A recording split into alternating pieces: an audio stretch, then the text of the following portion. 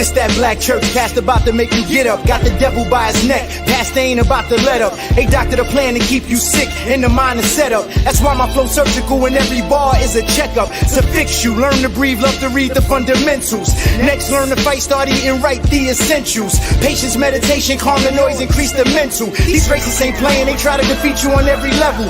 They said without money you won't hear what I'm trying to tell you. Well, this ain't about dollars and I ain't got nothing to sell you. But before they used to sell you, they did more than they tell you. They hailed you. You took them as students, shared secrets and they failed you. Slit your throat with the hopes of confiscating heirlooms. You thought he was a man, the moon showed you he's a werewolf. Now you trained a rabid dog too vicious to befriend you. Don't want him back in his cave, put him down in a kennel. United we stand, 50 shots back was the start of this. Black Power Man who rap cypher, complete captivated audience. The moon was revenge, dug up dirt to place the coffin in. Only built for killers, warlords, cutthroats is the war within. Now it's my turn, at the pulpit with a sword for them. I'm fighting off the devils, angels, agents, and his sorcerers. Ain't no mega structure to take a black man and soften him. Church in the field, and it's time to collect the offering. Today we raise dollars to protect all of our scholars. Help our single mamas, cause they taking out the bobbers. Invest in black farmers, build a school, no loans for college. Keep the cash in the hood, even though they might try to bomb it. When you man up, you an inherent threat to the moral standard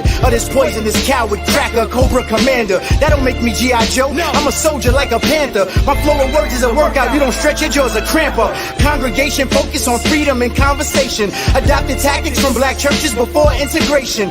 Now we put faith in Creflo Dollar reputations. Guess he's closer to heaven on that jet on vacation. Preach, pastor, preach, no escape for this caveman. Next chapter we gon' have to deal with this gay man. Damn it, he's sweeter than the batter you pour in a cake pan. Church in the field, Pastor Green, my sermon saved man. United we stand, 50 shots back was the start of this. Black Power Man who rap cypher, complete captivated audience. The moon was revenge, dug up dirt to place the coffin in. Only built for killers, warlords, cutthroats is the war within. Now it's my turn, at the pulpit with a sword for them. I'm fighting off the devils, angels, agents, and his sorcerers. Ain't no mega structure to take a black man and soften him. Church in the field, and it's time to collect the offering.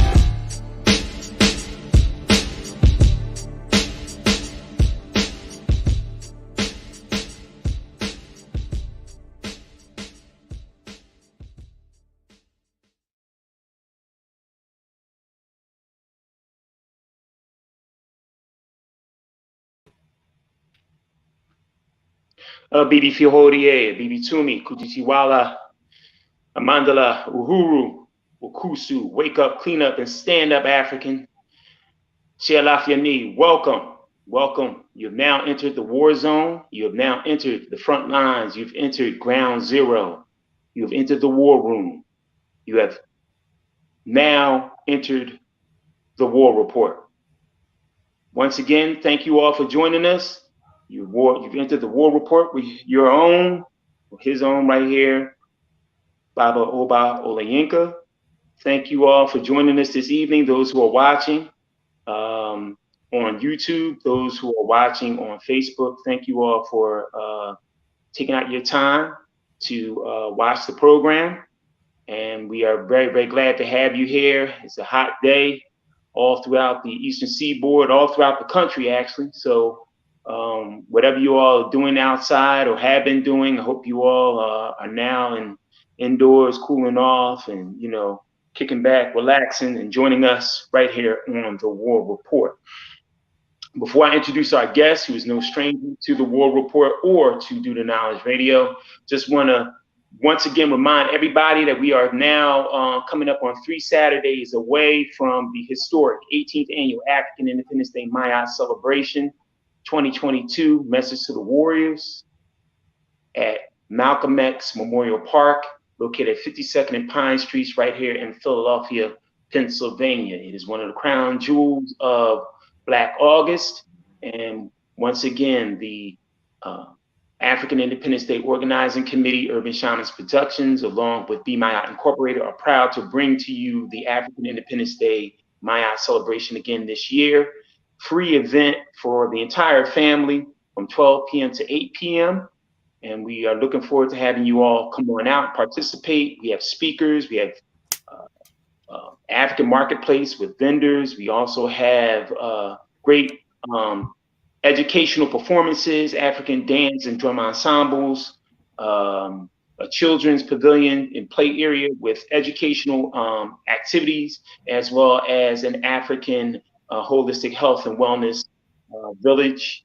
That and much more, as well as our annual Pearl of Africa Ahmed Akil Tahir Award, which will be given out as always this year. This year's recipient, the late great ancestor Mama Koswa Ali Sabri, well known for her work with the International Loss Conference in the city of Philadelphia, and a frontline warrior for African people for many years. So we want you to come on out. It all starts off at 10 a.m. with our 5th annual Pan-African Junkanoo procession, as well as we are integrating a Stop the Violence rally or parade along 52nd Street in West Philadelphia. We will be starting at 52nd and Arch Streets and processing our way down south towards 52nd and Pine Streets and Malcolm X Park. So we want you all to come on out and support. We are trying to, in some ways, inform the community the importance of decreasing the violence here in the city of Philadelphia. It has been said that the city of Philadelphia now, of any major city in the country, leads the country in homicides. And so, of course, they want to inflate those numbers. And of course, we know that they want to put us at the heart of those numbers in our community. So we want you all to come on out and support the Pan-African Junkanoo, as well as the Stop the Violence March that we'll be having. It starts again at 10 a.m. at 52nd and Arch Street. So that's where we're asking for everybody to meet who wants to participate in that. You can come in costume, you can come in t-shirts, you know, talking about the importance of stopping the violence in our communities, as well as come out with pictures of family members who have been the victims of violence in our community. And we will process our way down to Malcolm X Park and officially start the 18th annual African Independence Day Maya celebration. If you have any questions or any more info that you may need on African Independence Day, please, you can get in touch with us on Gmail at africanindependenceday@gmail.com. Once again, that's africanindependenceday@gmail.com. African spelled AFRAKAN at gmail.com. africanindependenceday@gmail.com. As well as our official webpage, which is africanindependenceday.org. African is also spelled AFRAKAN, independenceday.org for any information, or give us a call at 267-331-3151. That is 267-331-3151. That is our official line for anybody who's interested in, vending or selling their items. I don't know if we have any more performance spots left, but anybody who wants to speak on behalf of the organization or group can feel free to give us a call once again at 267-331-3151. Continue to support all the great programs here on Knowledge Radio, as we are now in the midst of our 3K for 3K campaign on GoFundMe. We're looking for $3,000 or more for Do the Knowledge Radio, as Do the Knowledge Radio is embarking and coming up on its 3,000th episode for 7 years now, its 7th year anniversary, which will be taking place in August during the month of Black August.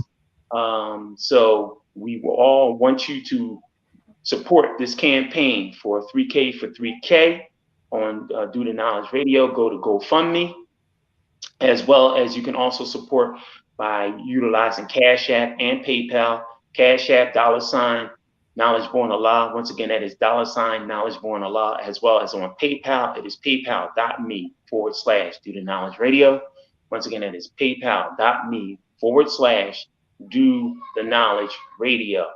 If there's anyone who'd like to get in touch with me, any comments, criticisms, critiques, or any show ideas, please feel free to email me at Olàyínká_Olàyínká@yahoo.com, That is Obawajumi_Olàyínká at yahoo.com. It's my first and last name separated by the underscore at yahoo.com. As well as anyone who definitely has any questions or things of that nature of guests that they would like to have on this show, please feel free to email me once again at obawajumi_ at yahoo.com. Also, please support Student Knowledge Radio, this show, Cash App underneath at Oba God 7. Once again, that is Oba God 7 on Cash App for anybody who would like to support this program.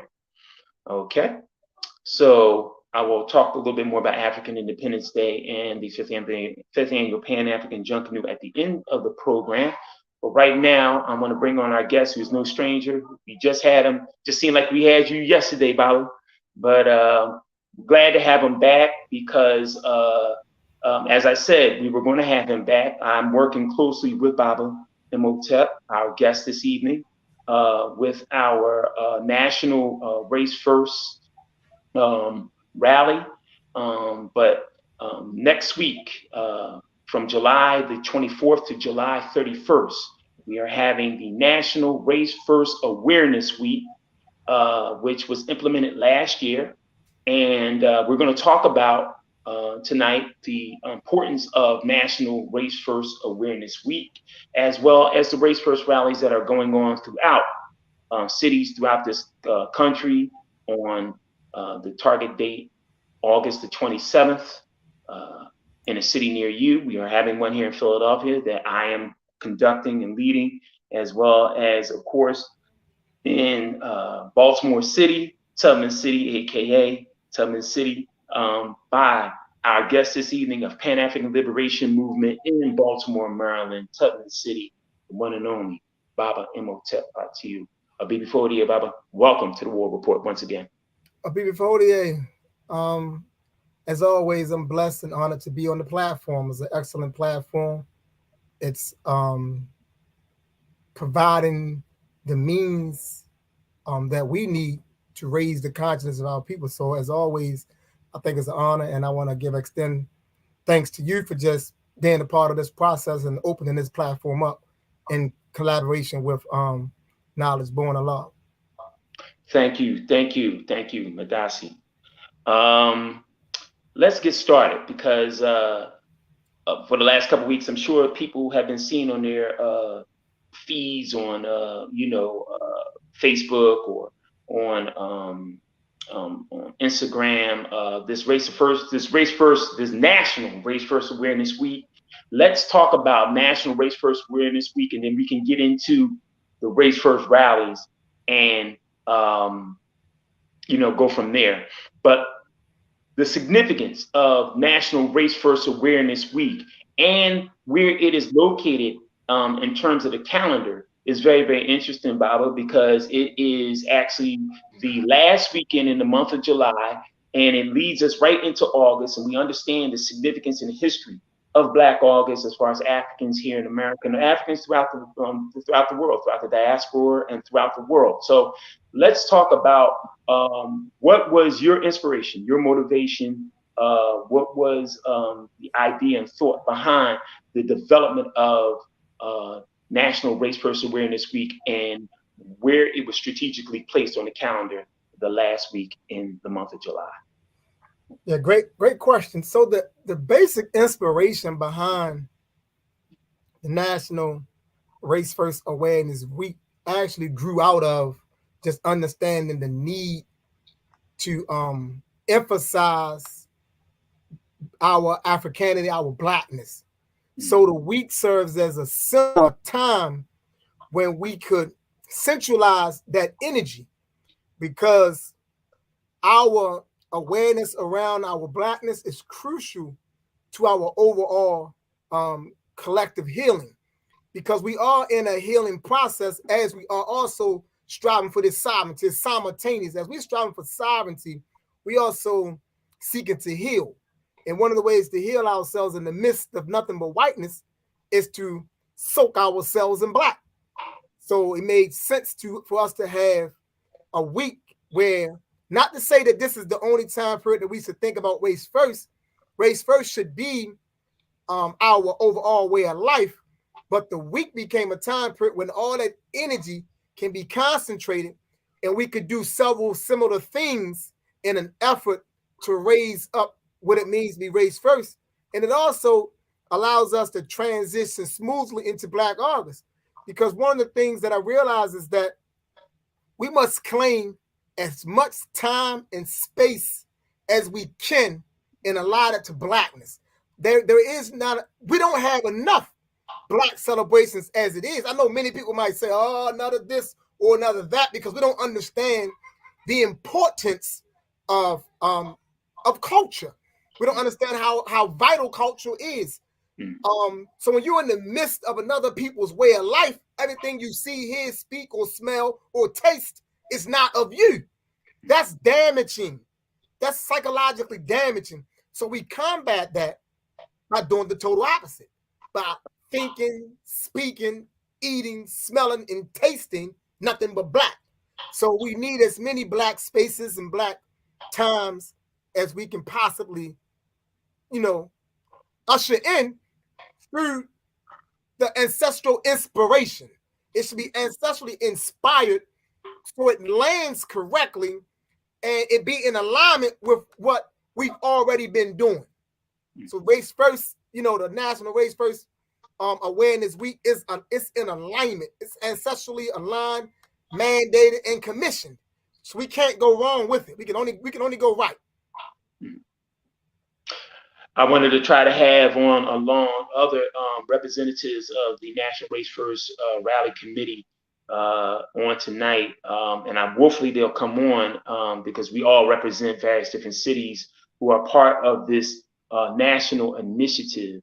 And I think that one of the great things that you do along with what we're doing and what I try to utilize in my language and explaining what the Race First Rally is all about is that it's not an organization, but that it is a national initiative and movement, so that individuals who belong to an organization or individuals who have founded organizations that are working on the behalf of African people can remain in their organizations and continue to have the autonomy needed, but also join on to a national movement, a national body that can definitely help us to do some things on a collective level, which we don't do enough of because we get so hunkered down into our own little organizations and fiefdoms and groups, or some people may even call them cliques or whatever. But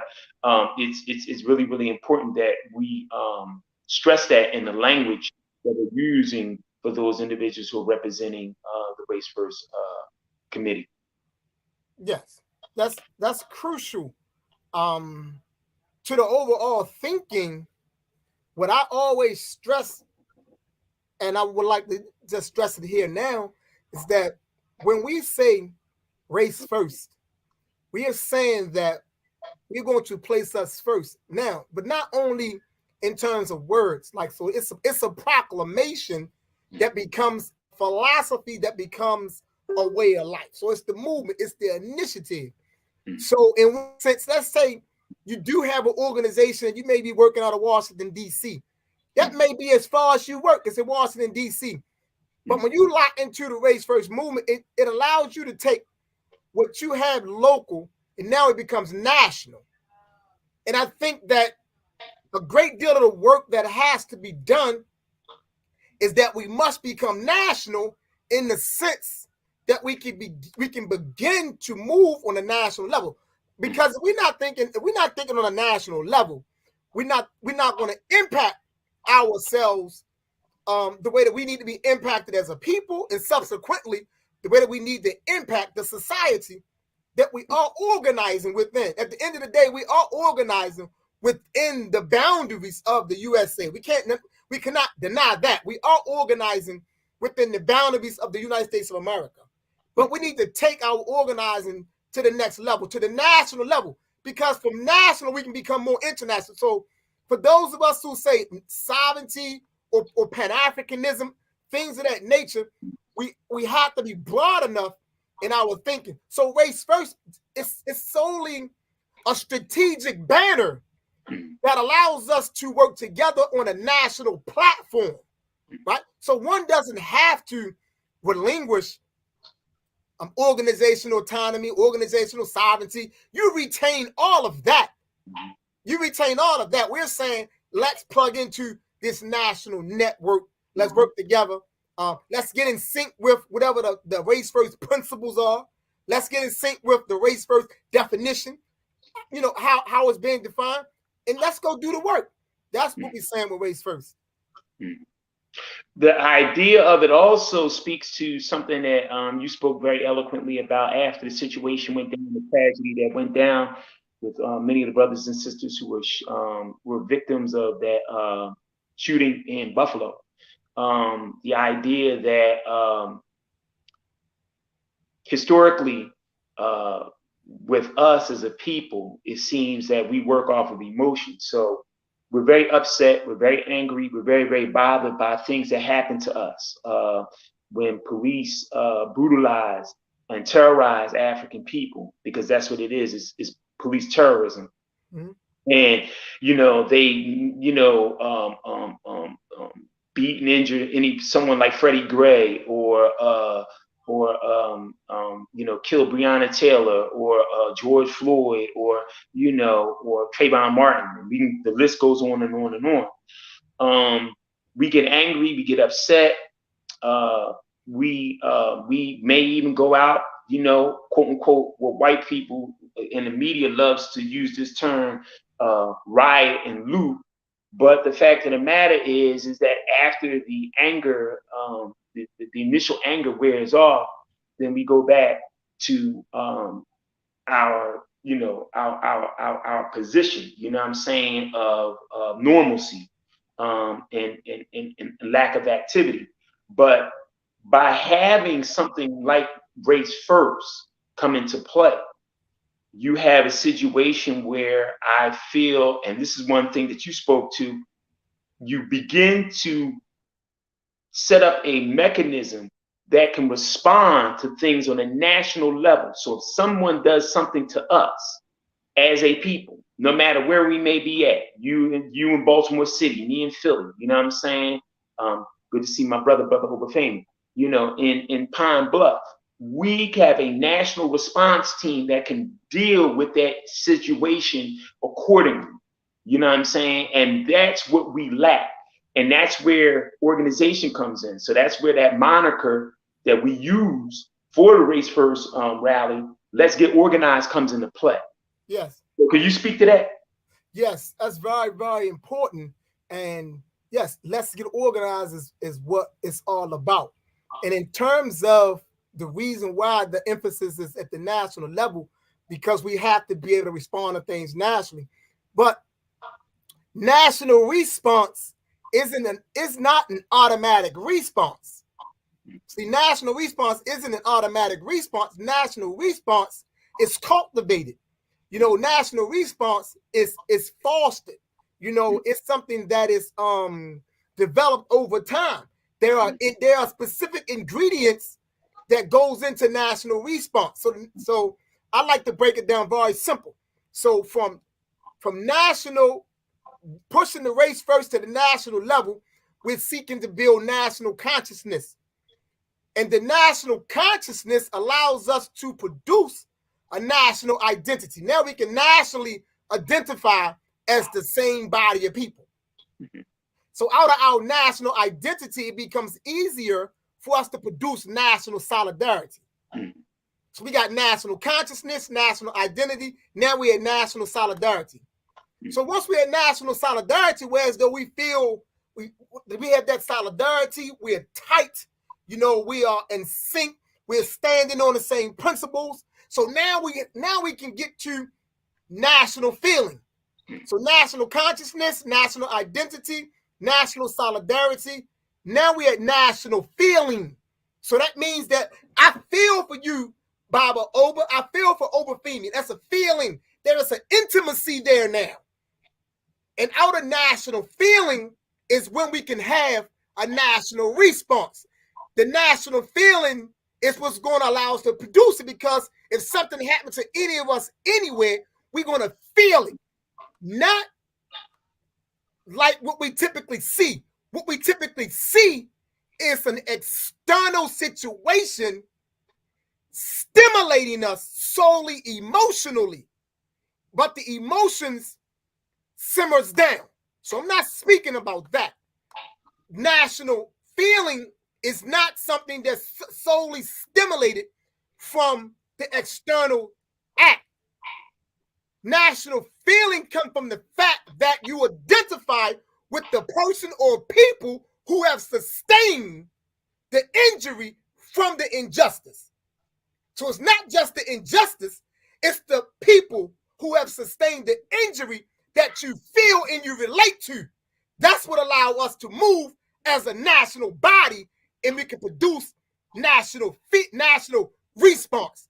We can organize national, we can come together and we can shut things down the same day and the same time.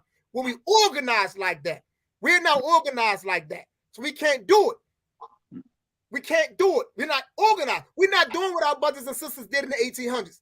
They was nationally organized. They had national response. They had the national feelings.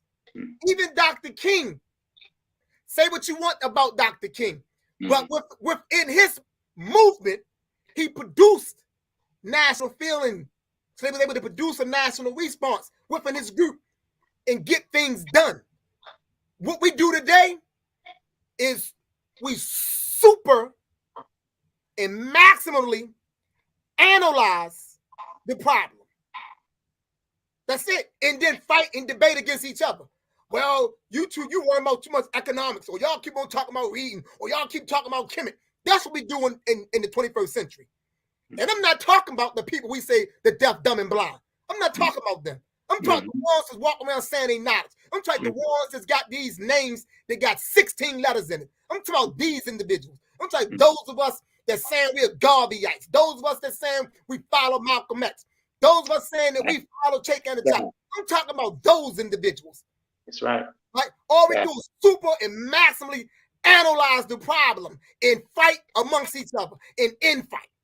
That's it. You know, always say, oh man, they talking about race first, man. You know race don't exist. Don't even worry about that right now. You know what I'm saying? If the work that we're doing is ineffective, let history tell us it's ineffective. That's right.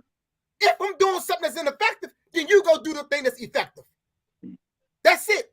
You ain't got to sit on the sideline and talk about what we're doing. If what we're doing is ineffective, then you go do that which is effective. You know why? Because history is going to tell the truth. History is going to say who did what right. History.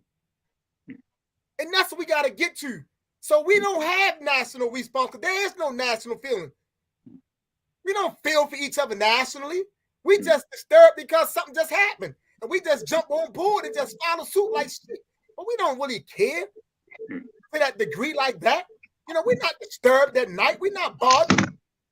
We're not irked because what's happening to our people. We're not upset with this system. We're not upset with the way things are. We're just upset because we're not at the table. That's the problem. So, excuse me. So race first becomes extremely necessary. And it's on point for those who can feel. Right? It's on point. It's in alignment. It's in alignment. It's on point.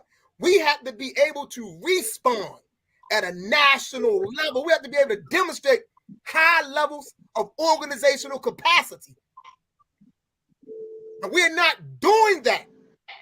And that is the truth. We're not doing that. We have to be able to produce high levels of organizational capacity. Organization is power. Organization is power. And we have to get there. And race first is a means to that end.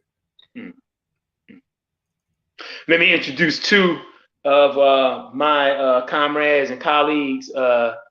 One of them, no stranger to the war report, my good brother from Pine Bluff, Arkansas. Both brothers from Pine Bluff, Arkansas. But my brother, Obafemi Kinsey Delele, as well as my other brother, Brother Freddie Savage, Brother Obafemi, of course, was on the program a couple months back with his beautiful queen, talking about the Sankofa Academy that they're opening up in Pine Bluff. And these brothers are both organizer and co-organizer in Pine Bluff, Arkansas for the Race First rally. BB48 brothers, welcome to the War Report. BB48, Race First. BB48. Welcome. Thank you all for joining us. Thank you all for joining us. I'm going to kind of direct this to you two, to both of you. I'm going to get your thoughts and feelings of this. When I talk about thoughts and behavior that places the social, political, economic well-being, economic interests, spiritual well-being, and overall material survival of the Black race first for the purpose of facilitating African sovereignty, what comes to mind when I mention that definition to you all, to both you brothers? Any of y'all can, any of you all can go. Either you, Brother Freddie, or you, Brother Obafemi. So when I hear the definition, for me, I know how some people may define or say religion is like a way of life. Like you may talk to a Christian and they say, well, I don't follow no religion. That's just the way I live. Or Islam, that's my way of life. So I'm like, when I hear the definition for race, that has to be the way we live. That's our standard operating procedure. You know what I'm saying? Like business say, that's our SOP. This is not our response. This is how we operate from the jump, not into response of what somebody is doing to us, but this is how we should be carrying ourselves, whether we at wartime or peacetime. We need to be organized for a lifestyle, not just in response to this is what they doing to us today. But when they ain't doing it to us, we can relax and just go back and do what we always been doing. No, we need to live like this, so we'll be prepared for anything that we may come up against, whether that's internal or external. So that's my take on it. All right, we just had Brother Freddie, just lost him real quick, but Baba and Imhotep, I mean, you define. I mean, this is your definition. So, and it's on point because it speaks to everything that we as African people need to be focused on and concentrating on to create that that critical mass within amongst ourselves that creates race first. But go ahead, Baba. Yeah. So no, Baba Obafemi is on point. His explanation encapsulates, the definition. So the definition came because, so we know that Marcus Garvey made the assertion, we know Garvey popularized the race first. But that's the Garvey was telling people race first. He was talking, right? So where we at now, it's a reconceptualization and it's a reintroduction from the point of view that it's now an operating philosophy. So when we hear race, so with saying race first, that needed to be translated because we couldn't leave it to just assume people was going to understand what it meant. So it had to be translated in such a way that encapsulated. The translation had to encapsulate race first, thereby creating the standard that all of us should aspire to if we're not already there. So if all of us aspire to that operational standard, it's going to uniform our behavior. So that's why I say thought and behavior, because essentially it's about be. So it's beingness. So when I was thinking of it with the ancestral help, what I kept on hearing is craft it in such a way that it speaks to beingness, to be.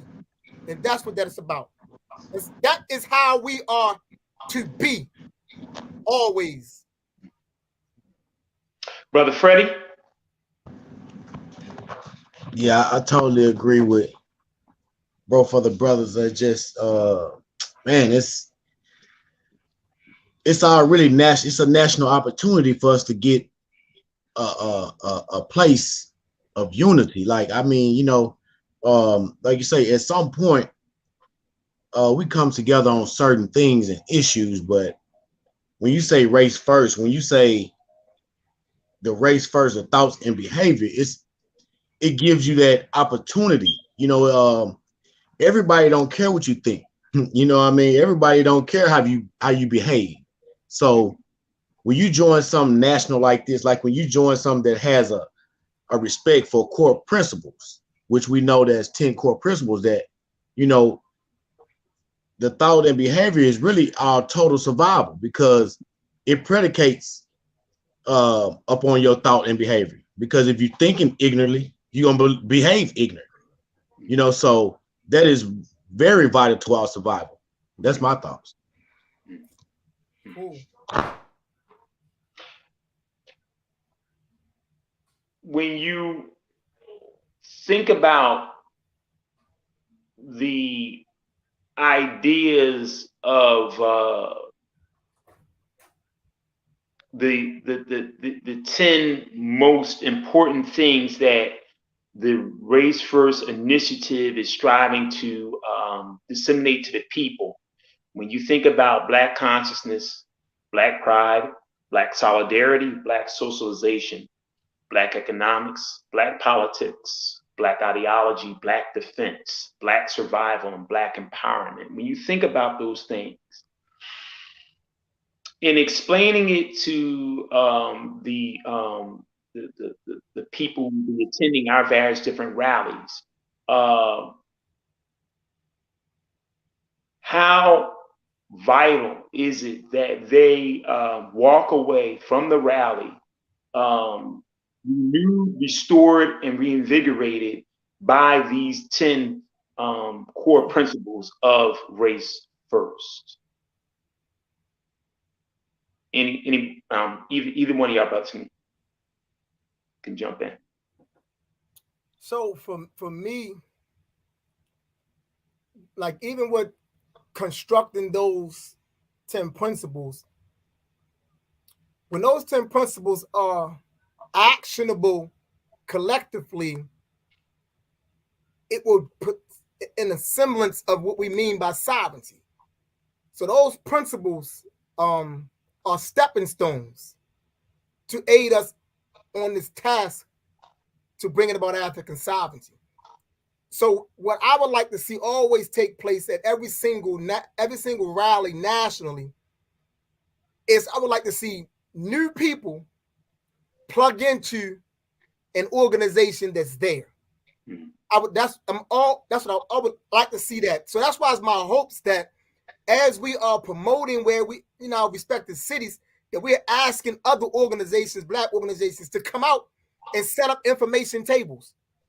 The rally is used to bring the people to the organizers. And then the people can just shop. While they're there getting the message and getting the consciousness, they can also look around and talk to different Black organizations to see what organization fits them that they want to, lend into. So for me, it's always, I want to see us come out, lead the rallies a little bit more clearer as it pertains to the necessity of being organized. Baba Femi, Baba Freddie.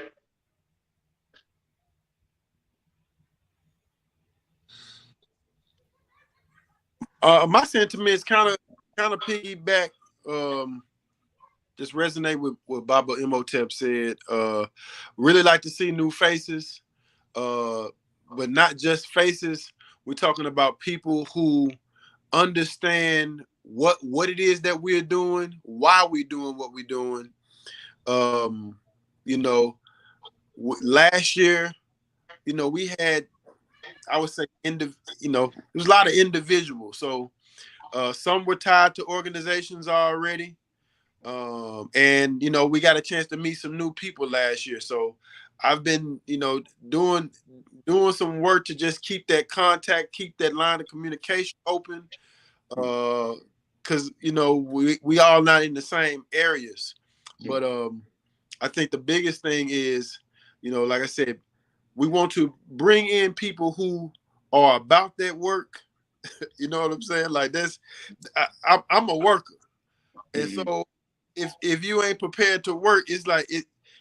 And brother Freddie, I can't speak for him, but my brother Freddie we both workers. You know what I'm saying? So if you're not prepared to do no work, like you probably ain't gonna be around our circle. You know what I'm saying? Because like, you know, people talk and we talk all day, but the tangible work that needs to be done, like my elder tell me all the time, he said if the ancient Egyptian people would have just talked about building the pyramids, we couldn't see them today. They had to actually do the work. You know what I'm saying? So it's work to be done, and just making those connections with brothers and sisters, to me, and keeping communication going, that's part of the work. Because people can come out and they buy stuff and you see them and, hey man, this was nice, and then you never see them again. We're trying to make some lasting connections to where we can do some tangible work. So that's where I'm at. Yeah, and that's just, you know, just to add on to it, is just we want to raise the consciousness, you know, at the same time, like on people that's doing the work. I mean, we want to reconnect, reestablish our relationships, you know, because I know some people that I was connected with some years ago. The connection kind of got faded, kind of got funky, you know what I mean? Because I'm straightforward, you know, and that's black, you know, and I'm representing, you know, what I know is best, you know, and so when I stepped into the water, you know, it's like you got to be willing to accept that you're gonna have to reconnect with your brothers and sisters on a level that brings us to an established place. Because right now we're not established.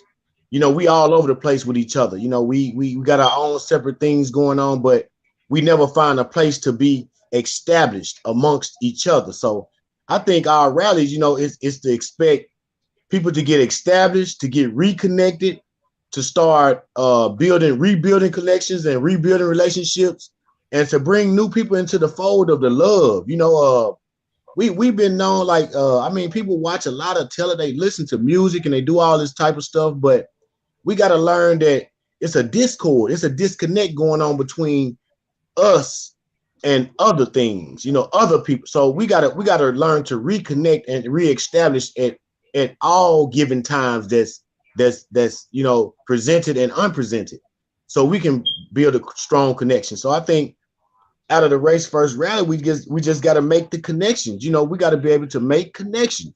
And if you're not making connections during your rally, hey, you need to rethink it or join somebody else's rally to see exactly what it is that needs to be done to make the connection, because we don't want to continue in discord, you know, and confusion. We want to make sure we make the right connection and join forces to be a strength. So, you know, that's where I'm at. As I see our condition as African people in this country, the conditions of Africans on our brothers and sisters on the continent and throughout the diaspora, getting worse and becoming very, very, very grave in many senses.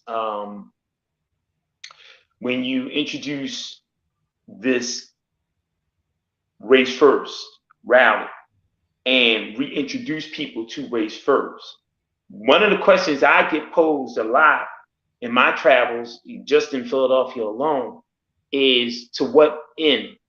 Why are we having all of these rallies going on in various different cities across the country? What is it all leading towards? And what I respectfully tell them is that it's leading towards us having a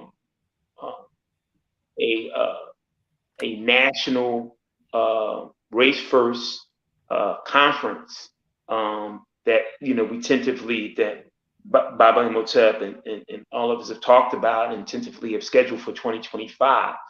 And in that, and I want to direct that question to Baba Imhotep and to you, of course, to you, Brother Obafemi, and to you, Brother Freddie. What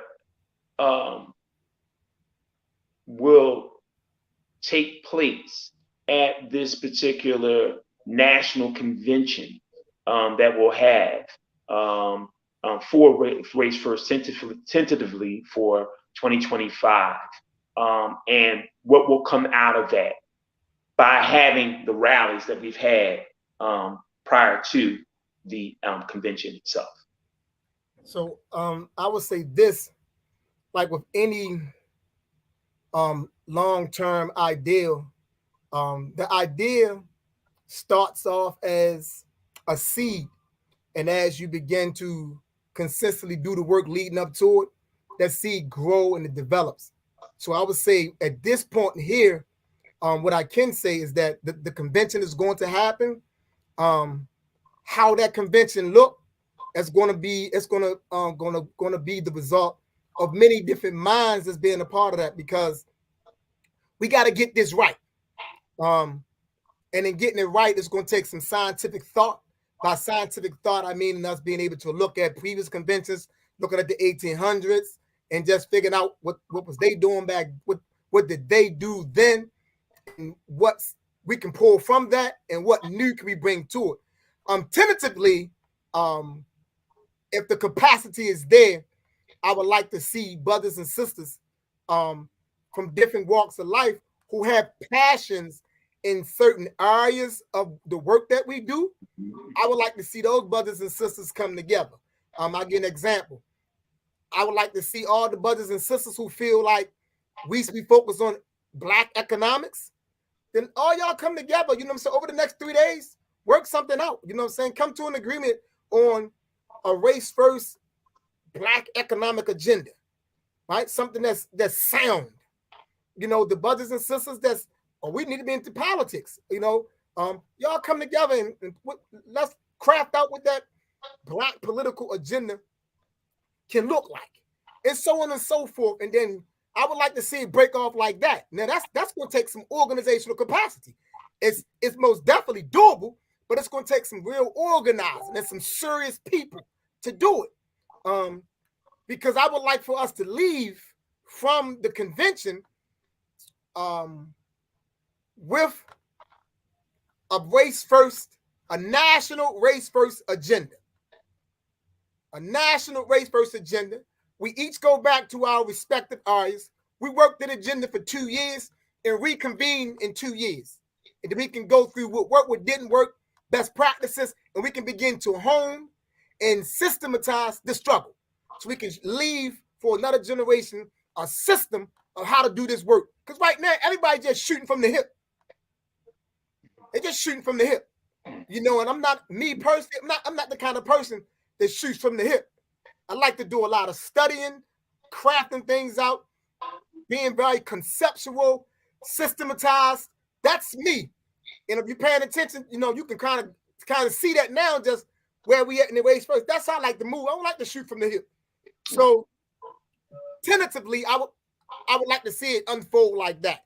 You know, but like I say, it's going to take the work of, you know, a lot of minds, you know, including you guys. I'm quite sure y'all will still be here. Mm-hmm. Mm-hmm. We'll craft it out. We make it work. What I can say for sure is that we will convene the first National Race First Convention in 2025. Brother Freddie, Brother Obafemi.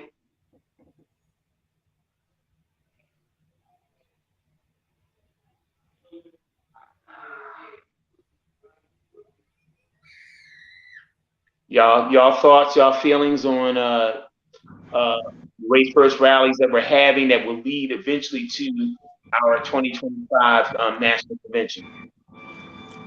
Oh yeah. Well, for me, man, when I hear convention, you know, I believe we'll bring a lot of elements. Like we'll bring, for sure, you know, the core principles. You know what I'm saying? I believe we need to be able to And we should be able, you know, I ain't gonna say I believe we need to be able. By then, furthermore, we need to be able to present and really showcase the cores, you know, the principles. We need to be able to see the Black consciousness and the pride and the solidarity. Like, we need to be able to showcase, I mean, from how many cities, states, whatever. I mean, by then, I believe if we can do it like any other organization or movement financially, we should be able to make a move where we have representatives from each city, you know, or each rally, even if we have to. I mean, if you want to bring a flight of people, a busload of people, however it may go down, but we should be at a point, be at a state and a point where we are supporting each other in the funding. You know what I mean? In the fact that we want to make sure that we are serious about the movement, you know, and being serious about it is saying that we'll be established in making it necessary adjustments to make sure that people can be able to go, people can be able to. I mean, we didn't seen it already, really, on a national stage where people have flown out and drove out to different situations and venues, and just an example, just to throw it out, you know. There was a call a few years, you know, some years back, you know, Minister Farrakhan, you know, he said, you know, go back to your cities and hoods and your states and whatever you need to do to help it get in a better state. I mean, you do, you know, so we calling on everybody, you know, from the people that's thought of from a lower state to the people of the high states, so we can show them on a national convention level that we are stable enough to hold our own, you know. And like Baba said, 2 years out, we should be presenting even more leadership within our cities and states at these conventions, showing the growth and development that's to be, you know. As we move forward, I mean, the convention is big. When you say convention, I just know everything gonna be in place. It's gonna be ready, because if you standing on your principles and you standing on keeping your conduct, keeping your pretty much your status quo is what we coming to do, like coming together to do as of a whole.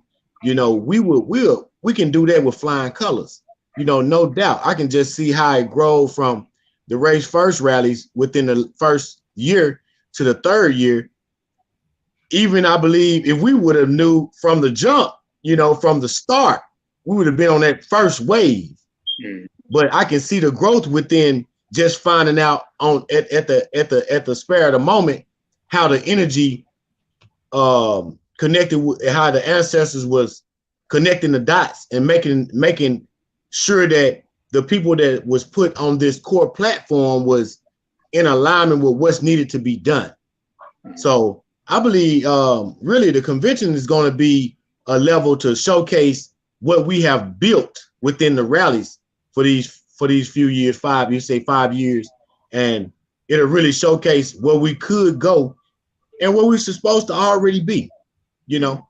So I appreciate that. Over Fanny? The convention, I would say, I look at it as a catalyst of systematizing the work that we're doing.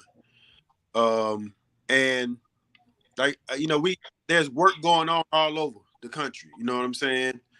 But what the Race First rallies are doing is to start organizing people who are doing the work to concentrate our efforts and energies in the things that we are strong in. So the national convention, to me, would be more so of us developing a systematic national approach at the work that's being done. So now we get marching orders. This is the national platform of what we're doing. You carry out this work on a state level, whatever state you in or city that you in. This is our operating system.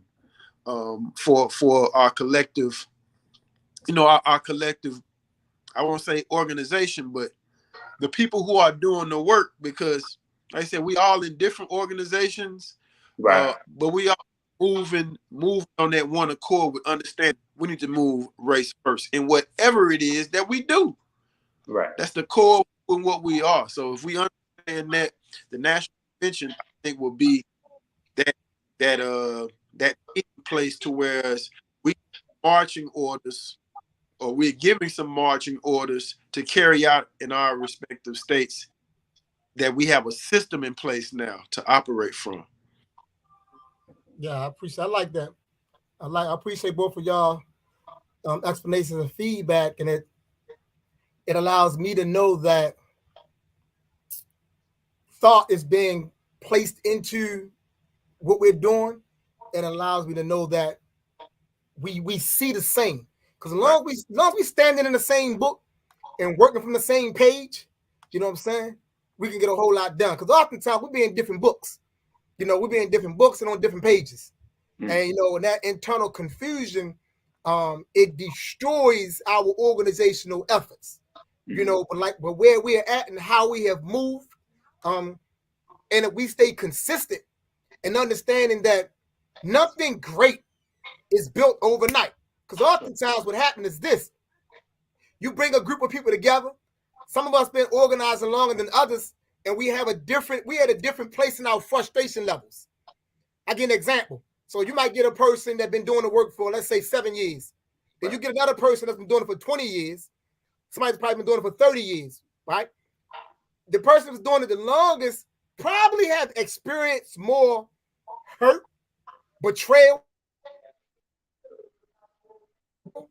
than the person that's been doing. So that 30-year-old, the person doing it for 30 years, they want something fast to happen, right? And it's hard to put these pieces together because of where we at in our frustration level. So I'm always pleased and I'm always excited and I'm humbled when I listen to you guys, brothers and sisters, when I listen to y'all kick back what's been developed in terms of what we're doing. Let me know, like, yeah, we're going to get there.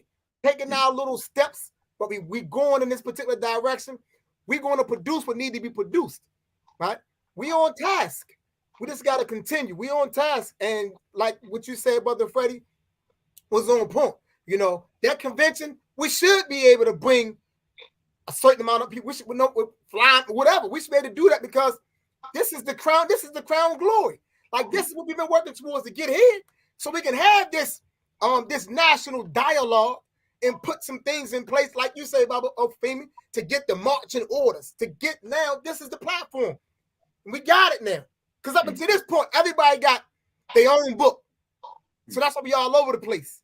The Christians got the Bible. The Muslims has the Quran. You know what I'm saying? And that's what we're going to produce. You know what I'm saying? We're going to produce this race first manifesto. Right? That's what time it is. So we can know what we're going to do, how we're going to move. And it's going to be a collective thing. We're going to agree upon it. And we're going to work it out. We're going to see what happens. We're going to go back, put it to work for 2 years and reconvene.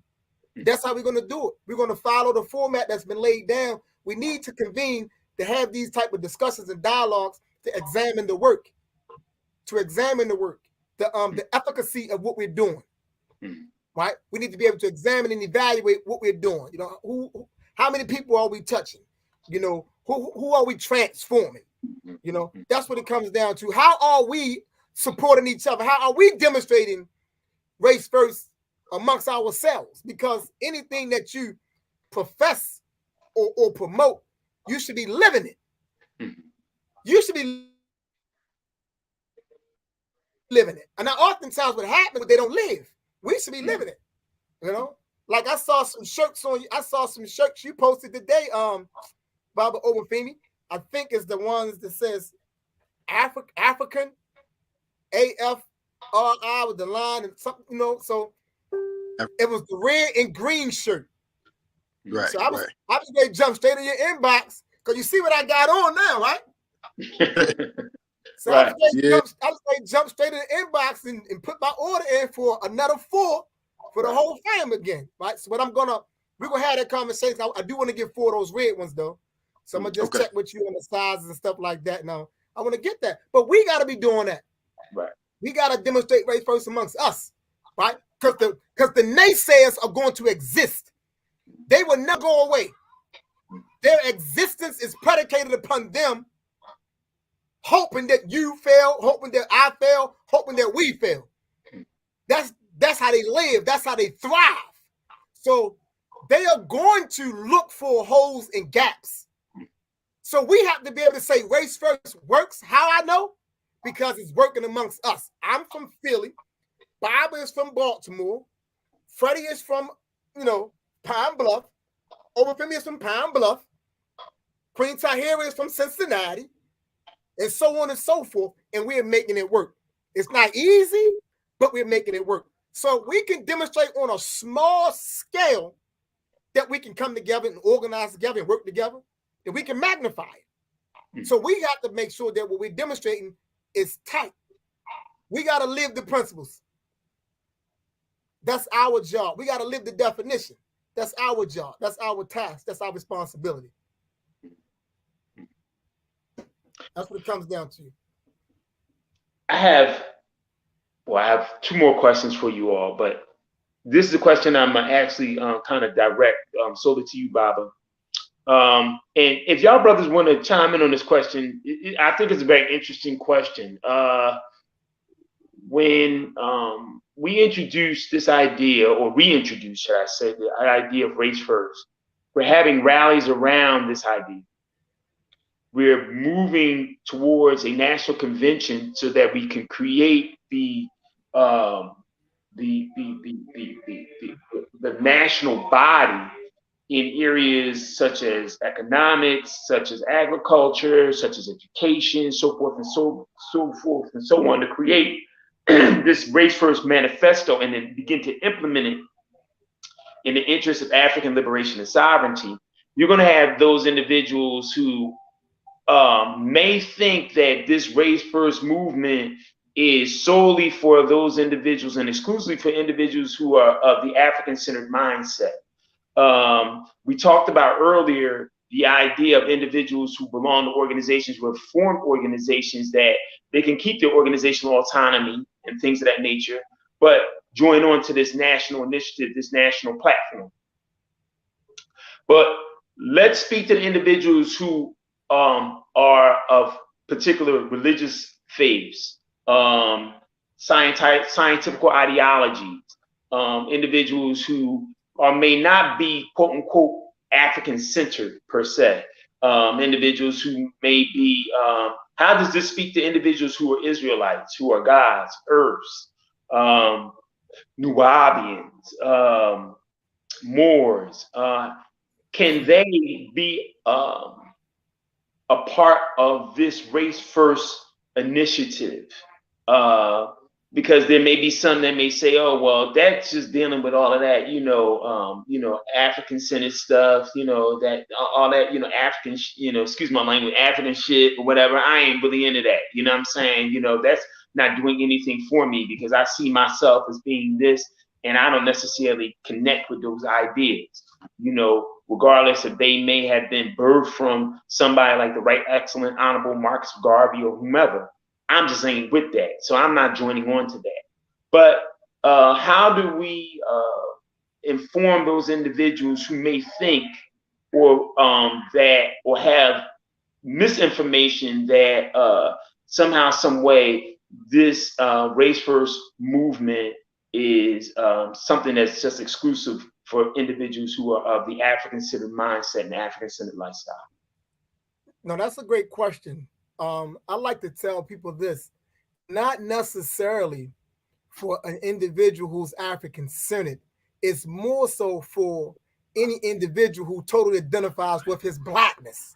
If you identify with your blackness and you are willing to accept, what it means to be African and move back to the African way, to discard the European ways, then it's for you. So you can come from any faith, if that you want to call it a faith, religion, ideological persuasion, anything that you subscribe to, you can have that. But if you also understand that you are black, that you are an African, and as such, we have a unique way that's our way, and you are willing to subscribe to our way, then it's for you. What I mean is this. Now, oftentimes, we don't have this conversation right here. So one of the things I like to talk about is one of the principles is black survival. So one of the principles is black survival. Now, there's no survival of the black race if there's no survival of the black man and the black woman. If there's no complementarity, then there's no survival of the black race. It's simple as that, right? Now, I'm not saying it's going to happen instantaneously, but logically, if we are not coming together as man and woman and producing children, over time, we will dwindle. So we have to be about the mindset of complementarity relationships. Now, that is where we struggle at as a people. Because of our confusion, a lot of us are not in complementary relationships, nor are we seeking them. Right? We're seeking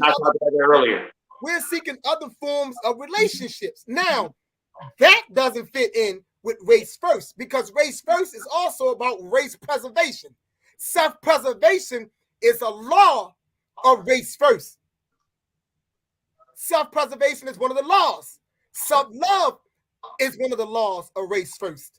So if we're not seeking to preserve ourselves by way of coming together as black man and black woman to build healthy relationships to reproduce ourselves, then that may be a struggle for some people. Now, that's their choice, right? But they need to know that we are pushing this over here.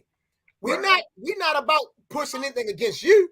We're saying this is what we are pushing. And oftentimes, because we stand on this, our stance can be perceived a specific way to people. Our stance can upset people, but that's their problem. That's not our problem.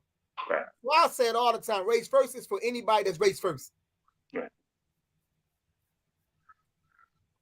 Brother Obafemi? Brother Freddie, you want to add on? I mean, I'll just say, you know, as far as my thoughts is, like, I know this ain't gonna be for everybody. So I'm not looking for everybody to join. So my job is to demonstrate what race first is in my lifestyle. You know what I'm saying? And I mean, of course I'm promoting it, but you know, there are people who ask questions, there are people I talk to about it, but I'm not trying to force you to get something that you don't want.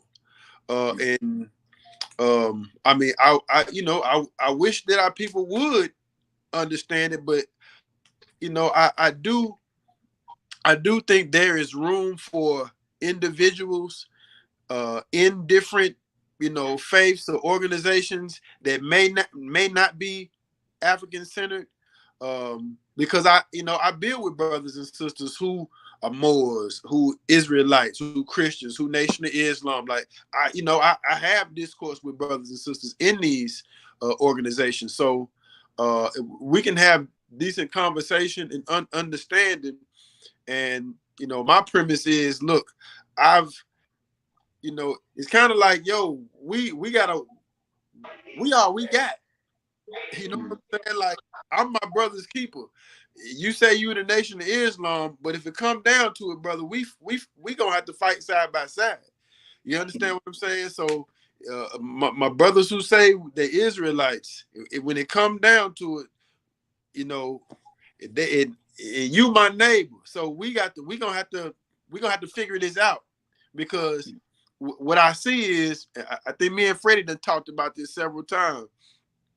I said, and Baba, you spoke of this too early today. A lot of times we get caught up in these different ideologies, and we sit here and debate which one is the best and which one got the answer. And we in the same grocery store line. We in the same bill line. We're in the same school line. We're at the same bank line. You know what I'm saying? So we ain't built no infrastructure for ourselves in these groups, and we debating each other about it while we haven't organized ourselves to have elective power. You know what I'm saying? So I'm like, yo, if you're ready to put in some work, on the basics: food, clothing, shelter, safety. Like, let's do that work. If you ain't about that, if you can say you African centered. If you ain't trying to do no work, this probably ain't for you either. So that's my stance. I agree. Right. By the way, yeah, that's a brother I think that you've been dealing with. He reached out to me, brother Taji Sa. Yeah, brother out of Texas. Yes. Yeah, he out of Texas. I met with the brother a few times. You know, we've had some pretty in-depth conversation. The brother came down. Yes, he was in transit moving and stayed with me for a few days. You know, I've been kind of talking to him, and he's been sharing some stuff with me. I'm just trying to, I'm just kind of connecting some dots. So I told him he should reach out to you, and if you know, to develop that relationship. So that's kind of where that's at. Okay, so yeah, he reached out. We wasn't able to talk because he had to do some Bible duties, but he's supposed to be following up. So hopefully follow up and we, you know, keep it going though. But I raised that because I wanted to show that's what it's about. It's about building like that and being able to keep it growing. So that's why, you know, I wanted to, because I think part of the work also is just being vulnerable. Right. I think a lot of time people listening and watching, we're not vulnerable enough. We're not as transparent. Like, so that's why I wanted to bring it up and say, like, Baba, he's talking to brothers and making a connection. This is an example of doing the work. Because I think a great mistake that's made is this. We think the work is contingent upon blazing. Now, that has its part. But a great deal of the work is on the ground. It's everyday dialogue, propaganda, organizing, talking to people. You know, that's a great deal of the work.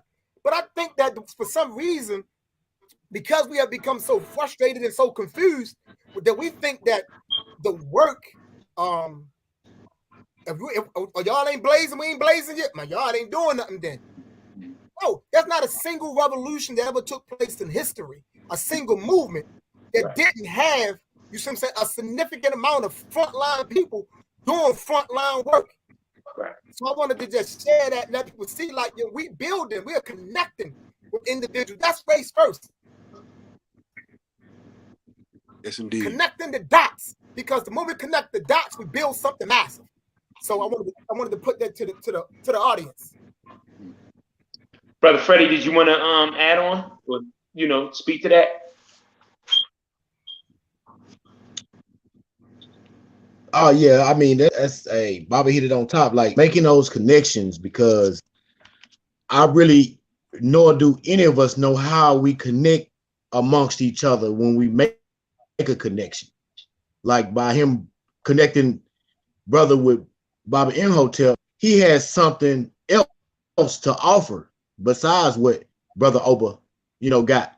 So it's always a connection to be made, so we can see how do we link, to see why we're linked, to see what's the next step, why, you know, of us being connected. That's why we have brothers and sisters that are of a different faith, you know, different, but when we come to this national level, we are of a one person, you know, and we're black, you know, so we have to make that our agenda of, minus our and our business important for us before we can do all. I mean, like you can have your own identity per se, but your identity in perspective as of 100% as of how you are seen, labeled, and handled is that you're black, you're African, you know. And if we can come together on that sense alone, that's a foundation that you can build off of, you know. So I think we just have to make that connection and look forward to our brothers and sisters submitting, and like Baba said, you got to be vulnerable as a person submits, you know, you have to be openly and willing to at least listen and get an understanding, whether you're in agreement or not. Understand the situation, understand the thing at hand. You know, one thing we can agree on is that we're being terrorized. You know, dealt with on all different levels in this worldly system. You know, and we are a big part of it. You know, that's why we're a big target, because we are a big part of this world. We you know, something to build upon, whatever, you know, we have to build on the things that's seen now and that is necessary for our total survival. Because if we don't survive, your ideology don't survive. You don't survive. We don't survive. You know, so we have to come together to survive. And we can go, man, Williams, you can have church. I can have, hey, you can come go to the mall. You can go wherever you want to have, but we'll have a safe haven for us as a people. You know, you can go wherever you please. Then you can, but you have that agreement and that sense of attachment that we all need, is to say that, look, I'm not gonna kill my brother nor sister because of a disagreement or situational. You know, we just have to see. We have to come to some, like you said, we really, we're not under any kind of laws. Like we're not standing on any kind of principles right now. And you know, we seeing this all over the world. You know, once you have something to stand on, we see it all the time within different I'll just say the cartels and things like that. When you're operating at a different level of power and understanding, a person will rather get an understanding than to test you. You know, so I mean, I welcome our brothers and sisters, but we if we can't come together on the fact that we are the black race, just to know that, and that we are a number one target here in Americas, you know, and probably all over the world, you know, to say, then hey, we don't have much to talk about. But you know, other than that, you know, I welcome, you know, the brothers and sisters who want to get on a level of understanding and agreement, and want to get behind principles, and not only that, want to see a change in the nation. You know, we have a nation of people that's ready for change, and this fear. If we can't break this fear tactic by coming together on a national level, then we're in trouble. Right. That's my take. It goes back to the old saying that I got from one of the elders many years ago, that as POWs, prisoners of war, or Africans, Africans who were so-called enslaved, we came over on various different ships, but we now find ourselves currently in the same boat.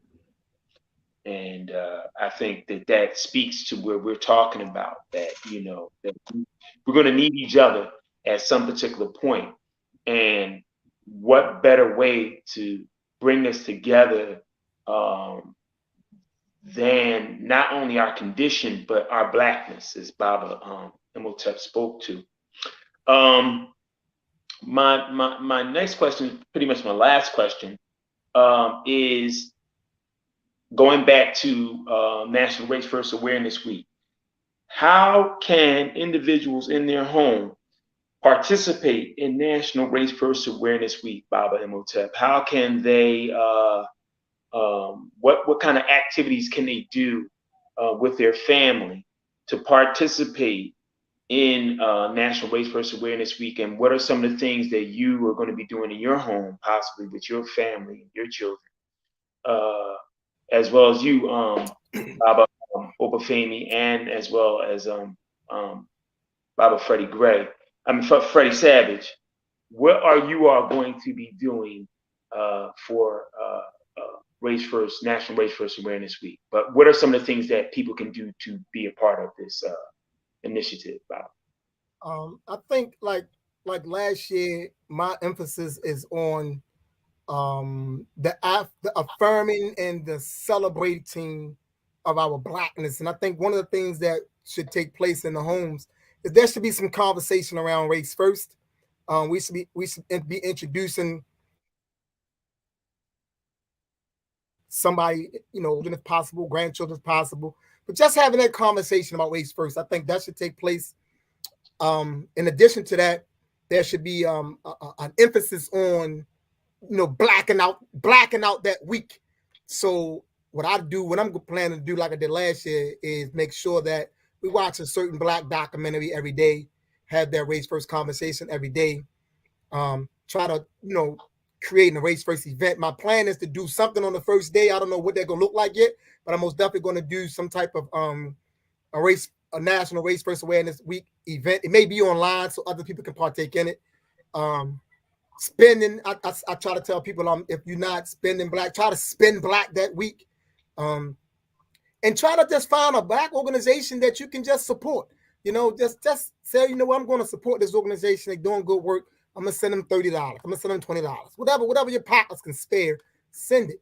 And most definitely, if you can just support the race first movement, then support the movement. So those are some of the things that we suggest, but most definitely you're not limited to those things. So I'll stop there.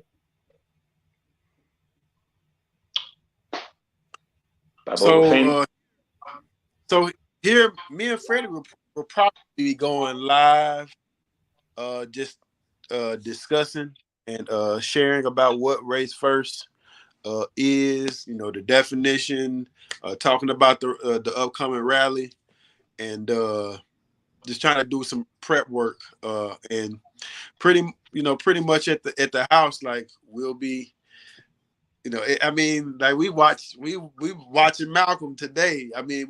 So this is, like I say, this kind of like a lifestyle in my family. So we pretty much doing this. Race first week is every week. You know what I'm saying? Like, we gonna be watching documentaries. We got certain playlists of music that we listening to. That's whatever. However, we can immerse you in what understanding who and what we are. That's what we work to do. I'm sure that includes some of that MCE as well. Yeah, man. I try to introduce my children. Like 3 of my children are out the house. Like two of them with their moms, another one with their moms, and I got 2 at the house with me. So I'm doing as much as I can to stay in their minds and visual, and the things that we have available in the community, that I can point them to or let them experience, or just explain some of the stuff that we can hear, how this is not race first, or why this is race first. Like, so for example, like some of the music that they hear, just breaking down some of the lyrics and what it means, and what that spells out for us as a people. Like, this is what's being communicated. This is what y'all are hearing, but this is what's being communicated. This why this ain't race first. Well, I'm gonna let you hear this right here. I might let them hear United Front. Like, you hear what they talking about, or just different artists. I'll let them hear Dead Prez. Like, they're gonna break down what's being said. I might print the lyrics out, and hey, we're gonna read over the lyrics today to this song. Let's break this song down. So just different stuff like that, to engage them, with just trying to get that consciousness, that black consciousness, on an operating level. Not, this is something we take out the box for Kwanzaa, we take this out the box for Juneteenth or Black History Month. Like, yo, this never goes in the box. This is you. This is your core. This is who you are. So that's what we're doing. Mm-hmm. So, any final thoughts? Anything you guys want to share about the various rallies that are going on in your areas? Because I definitely plan to have us all back here right before the National Race First Rally on Saturday, August the 27th. But any final thoughts that you want to share before then? I plan to definitely have you back a few days before the rallies go on. But anything you all want to share at this particular time? So only thing I would add is the National Race First rallies happening in 11 cities across the country, which is a step up from last year. So we are making our minimal progress, and we are actually, another thing I want to add to is and I got to give a shout out to my sister Mama Gina. She made a comment probably like a month ago, and what she said is this. She said, "What y'all doing with?" She said, "What we're doing with the Race First rally and the Race First whole initiative." She said that's actually Pan-Africanism, and even though intuitively I know that, I knew that intuitively, but I like to always hear a person's perspective. So when it was mentioned, it was like a light bulb, because actually that's what it is. You know, that's what we're doing. You know what I'm saying? We're just doing it at a start nationally, but it's gonna just spread, right? We're just connecting up in one big thing. So all I would say is the National Race First rallies is the beginning to an end. And what I mean by the end, not the end for us, you know what I'm saying, but the end for the terrorism, for the foolishness that's being perpetuated by the others, the Yorugus, right? That's going to come to an end. It's going to come to an end with us organizing ourselves, and Race First is going to be instrumental in that process. So I'll just leave it there. Over Fami? I really just, man, thank you. Thank both of y'all brothers. You know, prior to this, I didn't have brothers in Philly or Baltimore. You know what I'm saying? Now, you know, so I mean that means a lot to connecting with brothers.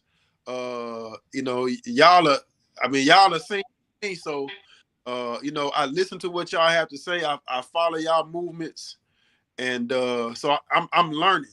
You know what I'm saying? Like I'm staying humble with what I think I know about whatever it is I think I know. So I listen, and try to make sure I do my due diligence. But I want to appreciate you, show my appreciation to you brothers, for just making that connection and staying connection and being an example of what we doing. So I just wanted to tell y'all brothers, thank you. Please. So real quick, Bob, over for me. So one of the questions they asked about some documentaries. So I just want to list a few documentaries. I know we about to close out, but I'm going to list a few documentaries that I think are useful that the entire family can watch. So, and if y'all want to add on, y'all can add on also. So you have Heavy is the Crown. So have y'all watched that? Have you seen Heavy is the Crown? That's a good documentary. Heavy is the Crown. The Happy documentary. That's a good one. Both of what is Elementary Genocide? Both of those documentaries are nice to watch. I got those. You got those too. But a matter of fact, hold on, let me grab it for you. Hold on. Do it like this. Okay. So I think all these ones is useful. The whole family can watch. This Generation One. Okay, I'm right. Generation One is a good documentary you can watch with the family. Most definitely want to watch Happy. Okay.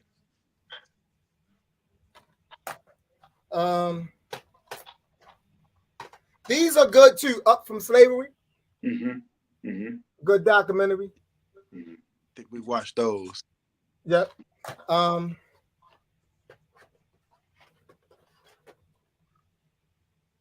Race War. It's a good one that we can watch. Yeah, I got that.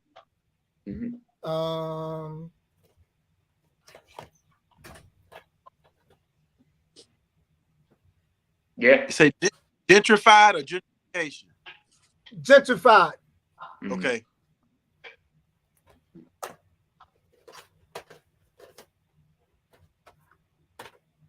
Watch that one, and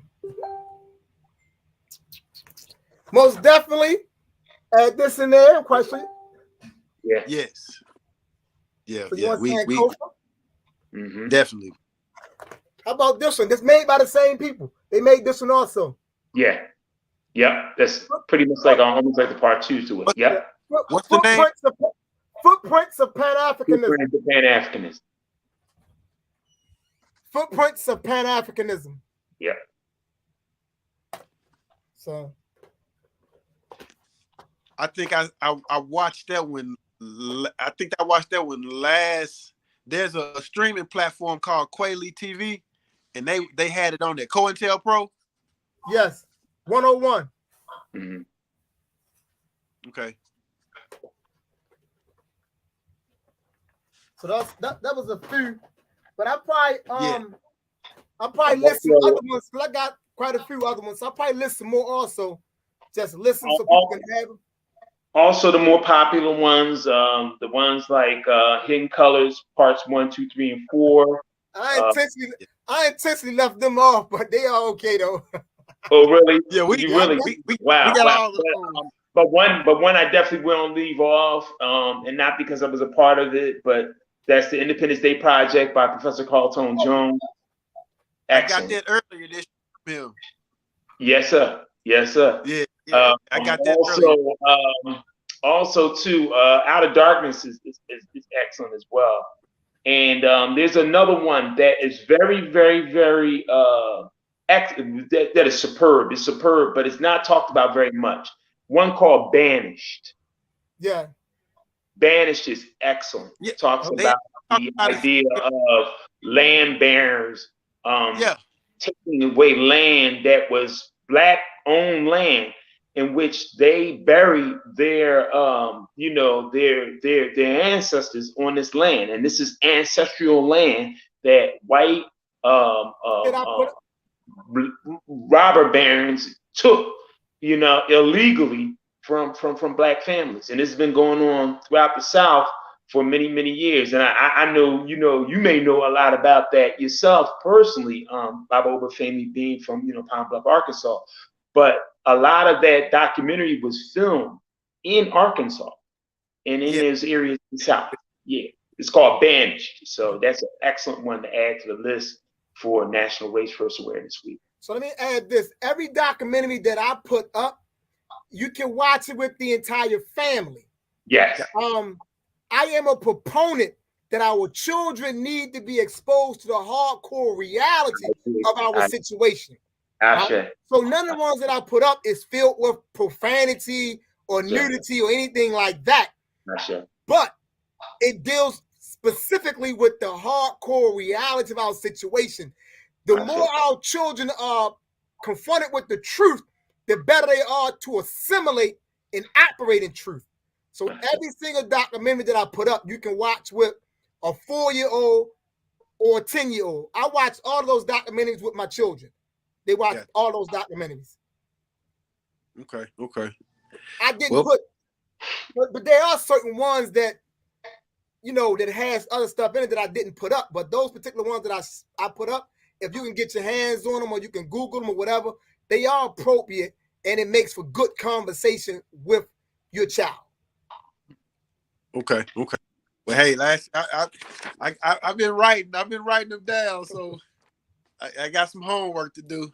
All right. So, brothers, talk about the rallies in your cities, as well as here. I will, talk about the rally that I'm organizing here in the city of Philadelphia. Talk about your rally, start time, where will you meet, congregate, and the time of the rally itself.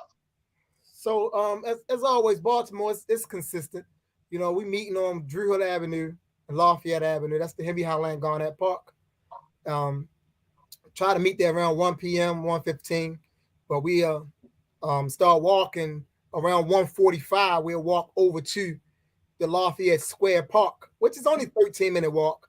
And we're going to chant along the way. We're going to chant and then get to the park around 2 p.m. But anybody who don't want to do the 13-minute walk or things of that nature, you can just meet us at the park, the Lafayette Square Park at 2 p.m. Where everything will commence at, where vendors will be there. We'll get into the programming, some nice conscious race first performers, some race first speakers. We got a few brothers and sisters from from Baltimore. We got some out of towners that's going to be coming in. That's going to bring a message to us. So the objective is to just demonstrate our organizational capacity at every single level, because we always talking about what we can't do. So Race First movement is to demonstrate we can do. That's the basis of it. At every single level, we want to demonstrate organizational capacity, so we can get it in our minds that the more organized we are, the better we are. August the 27th, Netta Patar, August the 27th, it's the day of the National Race First Rally, and it's happening across the USA. We in Cincinnati, we in Bluff, we in Philly, we in Rochester, New York, we in Buffalo, New York, we in Gulfport, Mississippi, we in Shreveport, Louisiana, we in Tallahassee, Florida. Did I miss anything? We're in Atlanta, Georgia, we're in St. Paul, Minnesota. While you're in Central Time, it's 1 p.m. Eastern Time is 2 p.m. So I'm gonna shut up right there.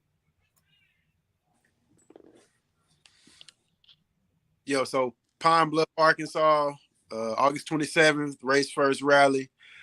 We kicking off at 2 p.m. We'll be at Townsend Park. We are doing a march or walk, you know what I'm saying? But the park is pretty it's not a huge park, but community, we right in the community. So got a few vendors. We may have maybe 1 or 2 performers, but speakers, I do have a few speakers that have agreed to come out. And so I said we just kind of just building and making them connections. That's really where we at. Talking with my brothers and sisters in Little Rock as well, so they kind of bringing a crew down. So just making those connections. That's where we at. So August 27th, it's going down. Here in Philadelphia, much like in Baltimore and much like in Pine Bluff, we are having our rally here in the city of Philadelphia. It will commence at Carroll Park, located at 58 and Girard Avenue. We will begin the park. We will begin, we will begin from 52nd and Girard Avenue, West Philadelphia, and then we will process up to 58th and Girard Avenue. So that's about a 15-minute walk. And we will also be chanting and, trying to get the community to come on out. We hope to have vendors as well as speakers and a few performers as well in Philadelphia, and grow this thing, as you said, Baba, which is so important. Grow this thing, from, 20, 30 people to 50, 60 people, and then, 100 people, and so forth and so on, and grow the National Race First Rally from its infancy, and develop it as we move towards 2025 and our National Race First convention. So with that, thank you, Baba, for being with us tonight. Thank Brother Freddie Savage. Thank my brother Obafemi Kinsi Delele. Both my brothers from Pine Bluff, Arkansas. Thank you all for being with us, and definitely want to have you all back right before the Race First Rally. So that date would be Thursday, August the 25th. I definitely want to have y'all back here on the War Report right before the National Race First Rally. I look forward to it, my brother, and keep doing the great work. Beautiful platform. Thank you, Madasi, and we will talk very, very, very soon. All right, I'll be before the end. I'll be before the end. Race First. So there you have it. My guest tonight, Baba Imhotep, Fatiu of the Pan-African Liberation Movement and founder and visionary of the Race First Movement, along with Race First organizers, Brother Freddie Savage and Brother Obafemi Kinsi Delele of Pine Bluff, Arkansas. As you know, that there are now 11 cities involved in the National Race First Rally, and we would like you all to observe next week, starting this Sunday, July the 24th, through July the 31st, National Race First Awareness Week. You can go, if you have any questions, please go to racefirstmovement@gmail.com, racefirstmovement@gmail.com. And if you would like to support the National Race First Movement and National Race First Awareness Week, you can support on Cash App by $ Race First Movement. That is $ Race First Movement. So you can support the Race First initiative, spoken by myself and Baba Imhotep and Brother Freddie Savage, as well as Baba Obafemi Kinsi Delele. I plan to have them back, and I thank them for being on this platform tonight, War Report. Once again, National Race First Awareness Week leads us right into the 18th Annual African Independence Day Mayat celebration, which Baba Imhotep Fatiu will be a part of. He will be speaking at the 18th Annual African Independence Day Mayat celebration 2022. Message to the Warriors that takes place on Saturday, August the 6th. At Malcolm X Memorial Park, located at 52nd and Pine Streets in West Philadelphia from 12 p.m. to 8 p.m. It is a free event. It is a family-friendly event, an intergenerational event with African dance and drum ensembles, rappers, poets, singers, speakers, activists from the community, an African marketplace, an African children's pavilion, as well as African holistic health and wellness village. And one of the highlights being the presentation of our Pearl of Africa Ahmed Akil Tahir Award. Brother Ahmed is the founder of the African Independence Day Mayat celebration, which started back in 2004. And we honor one from the community who has made a difference in the lives of African people. And this year's honoree is none other than Mama Akosua Ali Sabri, who we are paying respect to, who made transition to the realm of the ancestors back in 2020. She heading up the International Locks Conference in the city of Philadelphia for many, many years, and is one of our greats who was a consistent fighter on the front lines for African people for many, many years. And we love and we miss her very, very much. So we want to honor her this year and honor her memory properly, and not having been able to have African Independence Day for the last 2 years due to the pandemic. We were not able to do so, but we plan to honor her this year properly at the 18th Annual African Independence Day Mayat celebration, which all kicks off at 10 a.m. in the morning with our 5th Annual Pan-African Junkanoo and Anti-Violence Rally March, or should I say, as we will process our way from 52nd Arch Streets for anyone who wants to be a part of the parade and march. 52nd Arch Streets will be the designated meetup, and we will process our way south down 52nd Street towards 52nd and Pine Streets and Malcolm X Park, the site of the 18th Annual African Independence Day Mayat celebration. So for more information, please, you can give us a call at 267-331, 267-331-3115. That's 267-31-3115. So that is 267-331-3115. Okay, give us a call. You can also hit us up on Gmail at africanindependenceday@gmail.com. African spelled AFRAKAN @gmail.com. And always check out our official webpage, africanindependenceday.org, also spelled AFRAKAN, africanindependenceday.org, for any information that you may want on African Independence Day, for any individuals who would like to vend at our event, please give us a call. We do have spots available. So please feel free to give us a call. Continue to support Due to Knowledge Radio. And it's 3K for 3K fundraiser, GoFundMe fundraiser. Please support today. Okay. Support as the goal is $3,000 or more.